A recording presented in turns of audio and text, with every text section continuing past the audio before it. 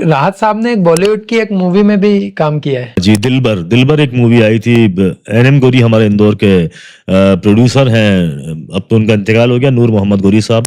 गोरी टाइल्स के नाम से बड़ा मशहूर यहाँ पे उनका कारोबार था, और दिलीप साहब के बड़े फैन थे वो।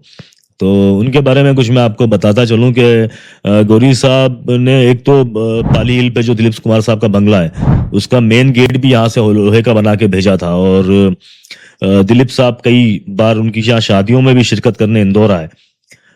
एनएम गोरी साहब दिलीप साहब को इतना चाहते थे कि दिलीप साहब को तीतर और बटेर खाने का बहुत शौक था। तो एनएम गोरी साहब अपने यहाँ पे नएपुरे के घर पर तीतर और बटेर बनवाते थे, उसको पैक करते थे, सुबह की फ्लाइट से बॉम्बे जाते थे, दिलीप साहब के साथ लंच करते थे और शाम की फ्लाइट से वापस आ जाते थे। तो ये दीवानगी थी एनएम गोरी साहब की दिलीप साहब को लेके, फिल्मों को लेके। फिर उन्होंने लक्ष्मीकांत प्यारेलाल के बेटे और ममता कुलकर्णी के साथ एक फिल्म बनाई थी दिलबर।